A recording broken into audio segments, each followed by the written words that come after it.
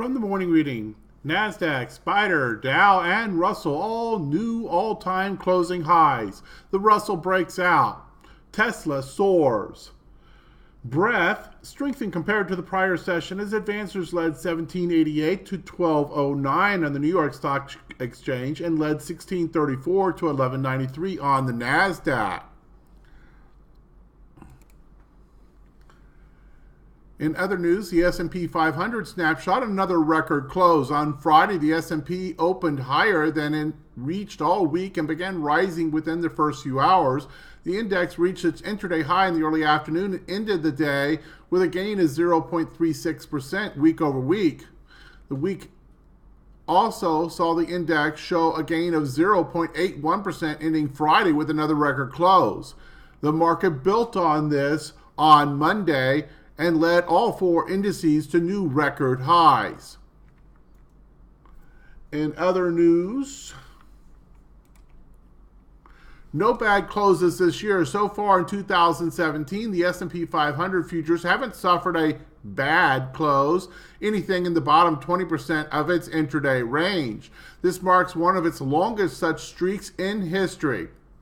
Other long streaks without a bad close tend to precede weak returns, and especially a poor risk-reward ratio over the next 2 to 3 months.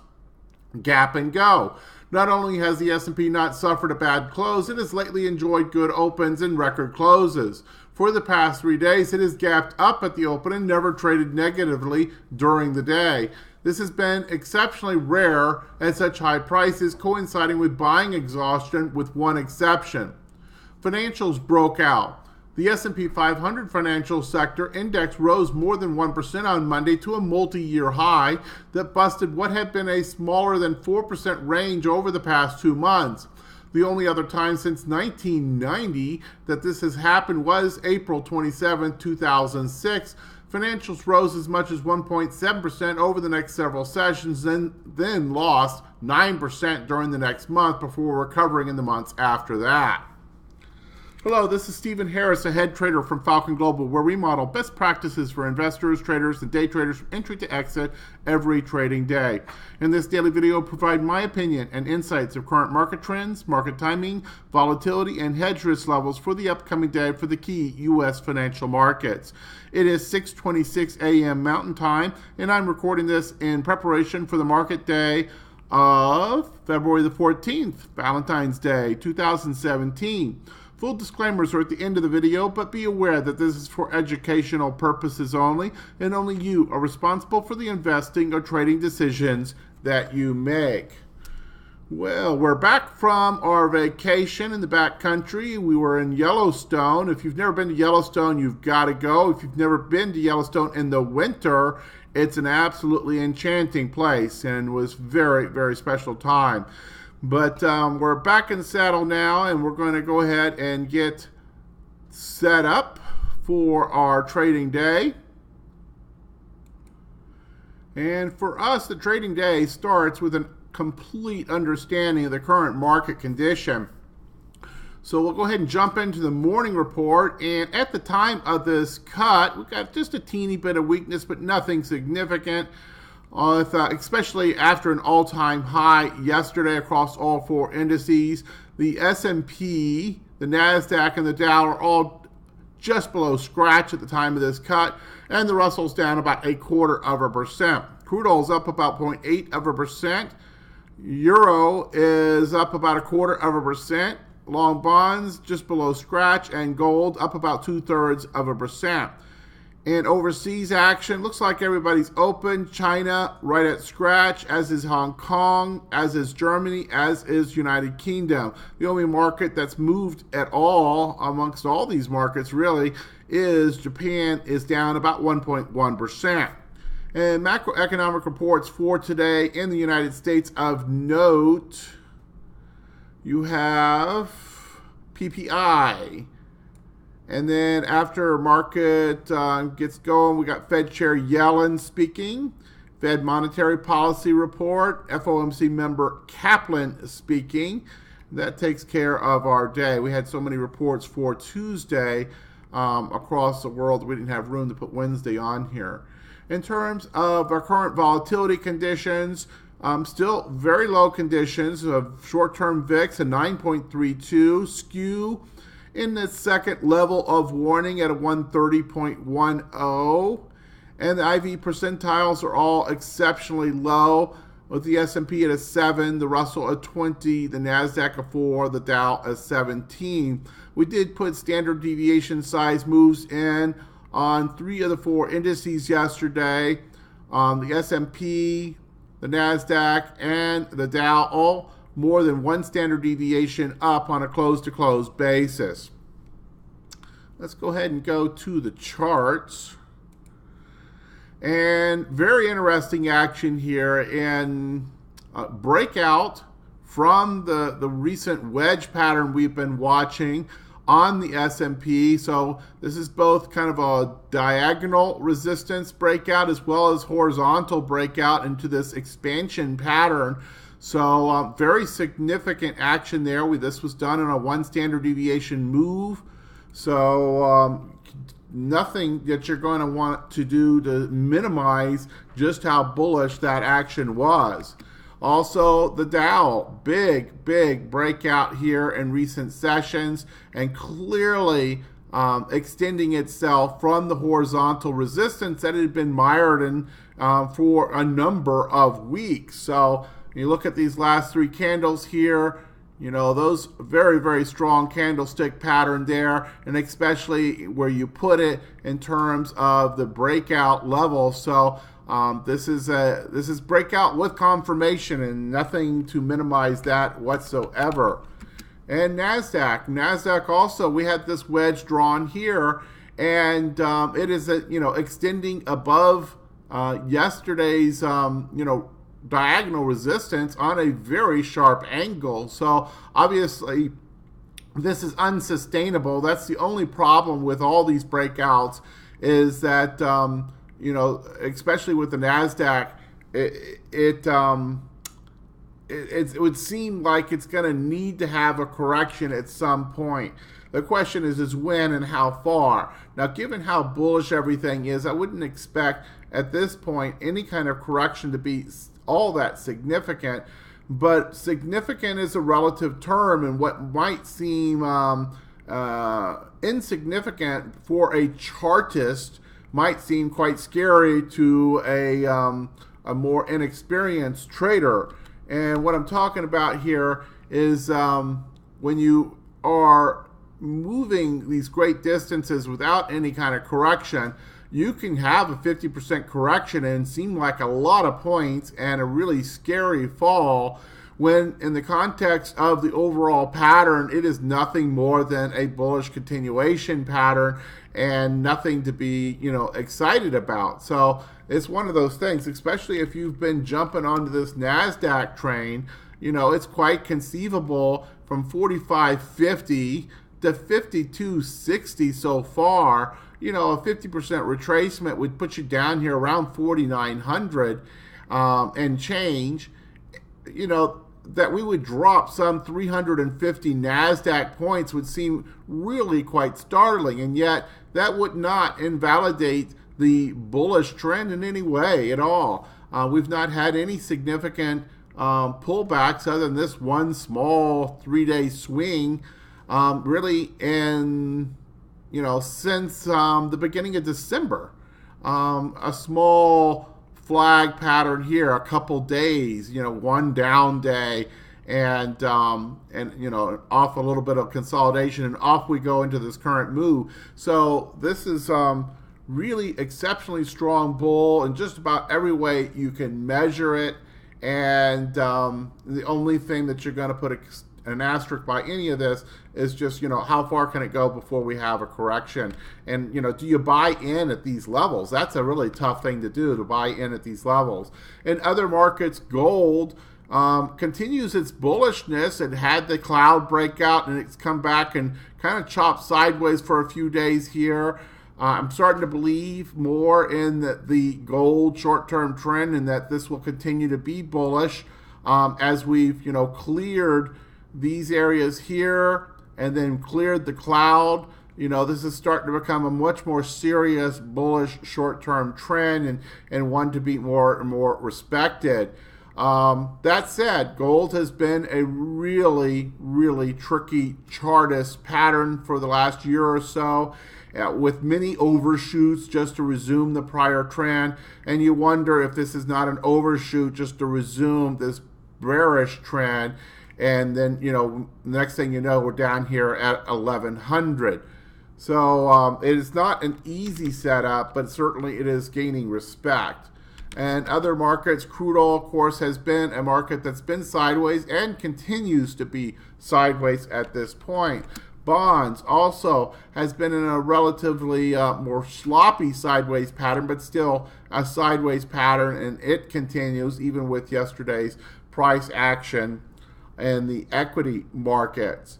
And let's take a look at the dollar. Dollar's been moving up a little bit, but overall posture is neutral. It's inside the big fat cloud there, so not giving us an awful lot of direction from there. And let's take a look at volatility. Volatility, of course, has been low, continues to be low, continues to be below our threshold of 12 that we watch. Anything below 12 is exceptionally low, and below 11 even more rare. The main takeaway from here is that there's very little fear being priced into the market at this point, and that significant moves to the up or downside, those legs are likely to be relatively muted when volatility is so low.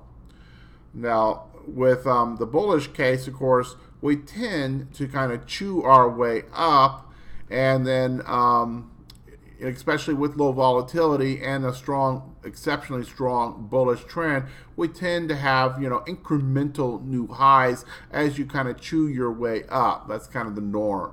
So far, we've been looking very, very normal for a bull market. Okay, I think that's enough on the charts. Let's go ahead and go to the daily reports. A number of changes here since our last market video before the vacation. The first one coming in the intermediate term phase opinion. As you would expect, this has solidified into market phase 4. It's now an extension pattern. This is bullish.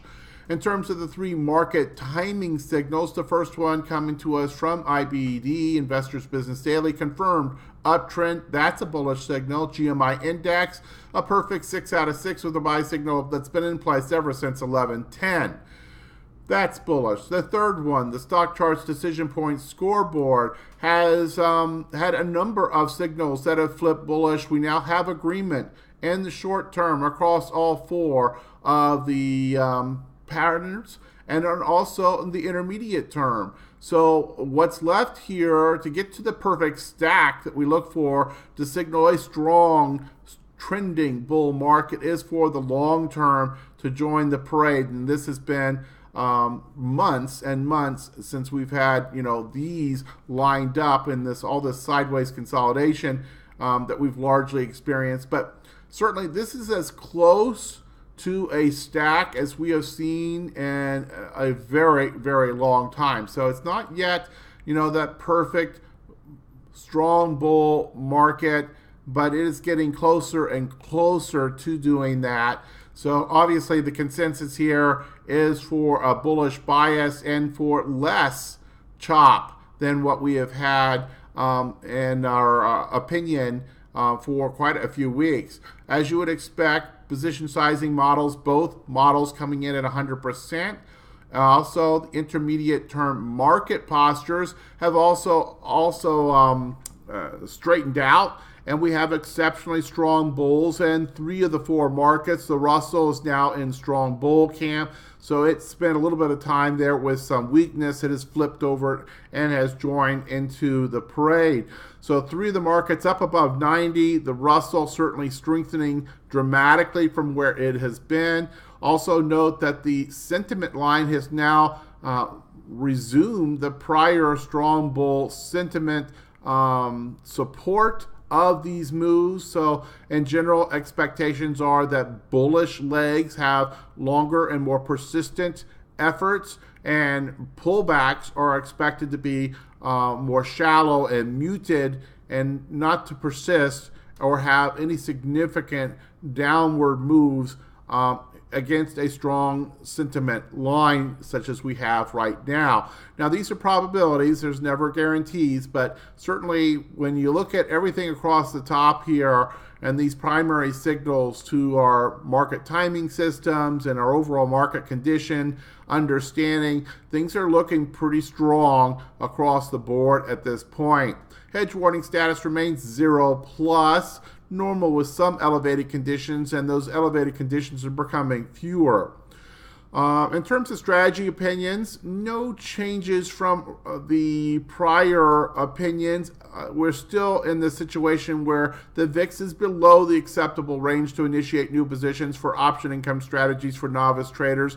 When you're down below 12, we just put an asterisk to this and warn that the amount of premium being collected versus the amount of risk that's being taken on can be a problem, especially if you're not accustomed to making the adjustments and adding the capital that sometimes is necessary if you should have an outsized move to the downside and have to start making adjustments.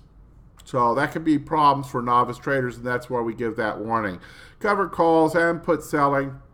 We've been more active in put selling in recent couple 3 weeks, and I would suggest that as conditions set up or charts set up, this is a pretty good put selling set of market conditions. So again, no guarantees, but these are the kinds of market conditions that you look for to be an active put seller or spread seller when charts do show a pullback in some of your favorite setups. Covered calls, considering how extended we are, some conservativeness with 1-to-1 ratios of high beta, low beta positions, 1-to-1 ratios of out of the money and in the money strikes, and the construction of those covered calls. In terms of areas of specific warning, most of this is related to low volatility. You still have the NASDAQ at a 5 on the distribution day count. If it does drop to a 4, that will drop out of warning status. The skew's a bit elevated, so mild warning there, especially in the context of the all the other charts. In terms of trend-based, everything strongly bullish here. We're in an extension pattern, exceptionally strong bull. The New York Stock Exchange, new highs, new lows, well over 300 on the bull side. So everything is very, very good there. Key intermarket risk aversion indicators, currently 4 with risk off, 1 as risk on.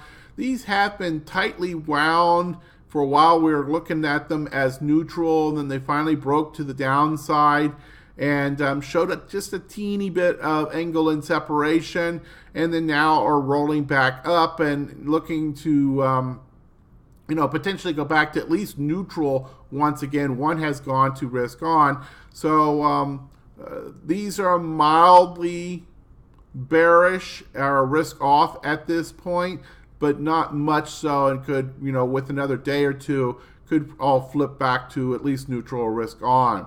In terms of sentiment, a bit elevated on the stock's intermediate term, and you see the fear and greed index has been starting to climb. We're now up to a 72. Anything over a 75 is extreme greed. So you could see those kind of extension patterns and what they do to sentiment starting to show up. In terms of sector specific, overall day 0.54% up. And you see very strong breadth all the way across. The only sector that was negative was telecom, and this is made up of only 5 companies. So the negative here was 3 companies, including AT&T and Verizon. And so other than that, if you were in the negative for the day, you were definitely one of the outsiders with your brethren in the S&P 500. Mostly looks like a risk-on day. Financials, of course, had its own breakout, 2 new all-time highs, and led the parade. Industrials, materials, tech, all these are very much risk-on. Healthcare, of course, we've been talking about improving conditions there, though I'm always a bit suspect with healthcare. That's a very difficult sector to make money in the long term. The more defensive sectors, real estate, utilities, consumer staples, you see all down here at the bottom with increases, and yet certainly not quite the same increases that you would get in a risk-on market. So everything pretty much lining up as you would expect with a risk-on breakout type of market, and those who are more centered in tech and financials and so forth, fared well with the breakout. In terms of market postures by sector specific, by time frame, you see the weaker ones: telecom, energy, and retail. So that's probably the most notable thing at this point. If you're wanting to do any kind of counter trend trading and so forth, these are certainly the weakest kind of places to be. And then percent change. We've been using this 1 month as kind of our benchmark lately, looking for separations in these breakouts. And you see information technology up nearly 5%. Consumer staples up nearly 4%. And then kind of spread out from there. Negative for that period would be telecom. And you see that's a relatively consistent thing here. The 1 day, 5 day, 1 month, and the year to date all negative on telecom. So definitely going in a different direction. Now, there was some news here about some merger activity and going awry and stuff like that. So that's probably where most of this negativity has come from. And remember, this is only 5 companies. So one company reporting negative news and the whole sector looks poor. And then on the relative rotation graph, the main news here has been where previously strong industry groups or sectors have been fading. Perhaps the thing that we want to focus on most are the improving ones, and that would be this cluster in the blue: the IYR, real estate, XLU, utilities, and then home construction. Are the ones that have been strengthening of late. And while they're not in the upper right quadrant, they certainly are improving and certainly seem to be heading that way, whereas the others seem to be tailing off. IYZ Telecom had been strong, but in the last 3 weeks, you see, has been tailing off and becoming weaker. Okay, that should be enough for today. Let's go ahead and wrap up. And you saw these slides during our morning reading section, and then these are new. If you see something of interest, just hit the pause button, get the details that you need, get the hyperlink, and go for additional details. Same thing here about the membership and free trials. And then, of course, disclaimers as always. Hit the pause button if you need more time to read the disclaimers. Also note the hyperlink down here at the bottom of the slide for the full set of disclosures. We'll be back here for our next market preview from Falcon Global with tomorrow's session. In the meantime, manage that risk profile and go out there and learn something about your trading each and every trading session. Good trading.